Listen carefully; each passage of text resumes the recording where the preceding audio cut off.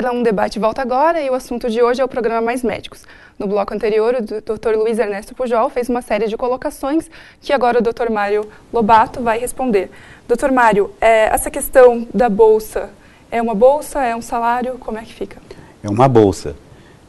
O programa não veio sendo debatido a curtíssimo prazo. Já há alguns anos o Ministério da Saúde tem ainda um programa que chama PEMAC, um programa de incentivo à atenção primária em saúde, no qual ele complementa o salário de médicos que queiram trabalhar no interior, já prevendo essa dificuldade que as prefeituras têm de pagar o salário, que é uma dificuldade de ordem legal.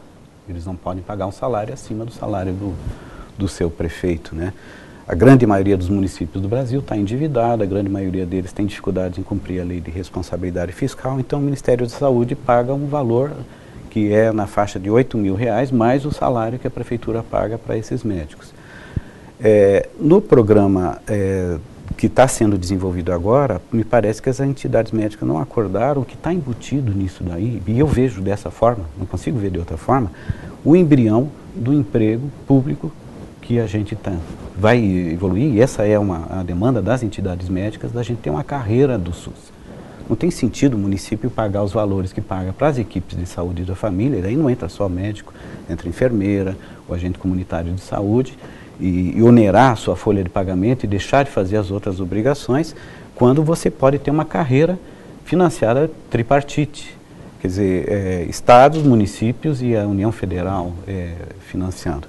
Para você ter uma ideia, aqui no Paraná, se você for ver quanto que o Estado do Paraná financia para o salário dos médicos que estão no saúde de família, é muito fácil da gente verificar, é zero.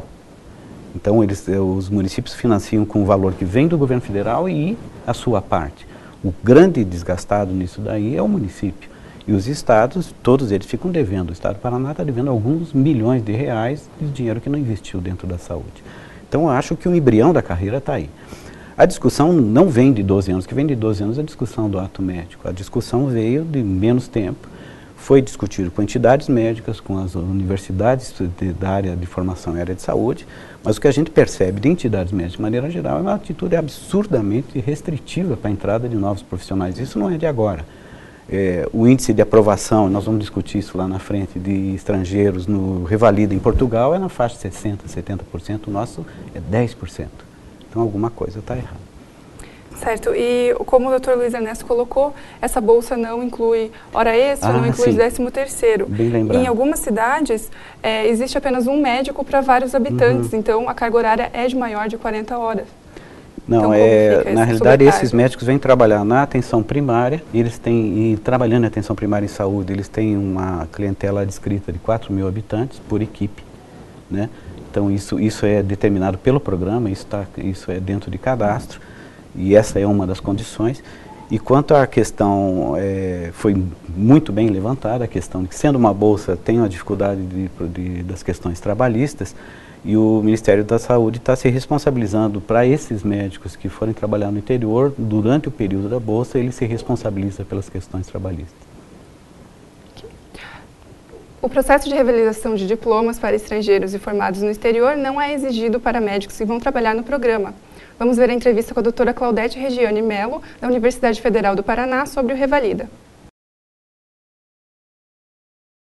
E revalidar um diploma, ele tem muitas etapas. Você começa que tem que avaliar um currículo, o currículo mínimo de formação de médico, ele é de 7.200 horas, né? Então você tem que ver todas as disciplinas, todas as cargas horárias, tem que ter 35% disso em estágio, em 5 áreas, né? 2 anos de estágio. Doutor Luiz, os médicos cubanos também foram contratados recentemente e a medicina cubana é elogiada internacionalmente. Então, por que não contratar os cubanos? A medicina cubana é elogiada internacionalmente, mas não pelas entidades científicas. Sabidamente, as escolas cubanas, as escolas não, porque só tem uma, a escola cubana não tem uma qualidade boa, infelizmente. E é evidente, dentro de um regime ditatorial não poderia ser diferente. Mas de qualquer maneira, querida, vamos supor que fosse uma boa escola. E não é contra cubano, não é contra espanhol, não é contra argentinos, não é contra ninguém. É contra a entrada de um médico que não me comprove a sua qualificação. Nós estamos agora, nesse momento, num aprendizado de coisas. E o médico eternamente é um aprendiz da sua profissão. Aqui, nesse estúdio, se eu tiver um erro, uma tosse, uma falha, você corta e reedita. E nós podemos fazer isso várias vezes. Perante uma vida, perante um doente, eu não tenho essa possibilidade. Eu acerto, eu erro. E as consequências do meu acerto e do meu erro, que são imediatos, são para o resto da vida daquela pessoa, ou eu acabo com a vida dessa pessoa. Então, medicina não é uma profissão que, infelizmente, nós possamos reeditar, reavaliar, rever e, quem sabe, modificar o andamento da coisa. Eu, na grande maioria das vezes, Dr. Lobato, como médico, e qualquer médico que exerça a sua profissão no seu dia a dia, tem esta possibilidade de erro e acerto imediata. Eu não posso admitir nenhum colega médico trabalhando ao meu lado que antes de ele começar a tocar no doente e ter essa responsabilidade, não me comprove que eu posso confiar na atitude que ele tem. Este é o Revalida. É simples. O número de reprovações é grande? É. O Revalida é difícil. Eu duvido que dentro dessa escola em que vocês estão, os alunos de medicina do 6º ano, se fizerem o Revalida, dificilmente não passarão. Ela não é uma prova simples, mas é uma prova que qualquer médico bem formado, saiu da sua faculdade, ele é capaz de fazê-la e ser aprovado. Eu a fiz 3 anos consecutivos, sem me dedicar ao estudo completo da medicina, porque eu sou um pediatra, e eu teria sido facilmente aprovado. E depois de 40 anos de formado. Então não há nada que me admita, que me convença de que eu posso trazer médico de qualquer lugar.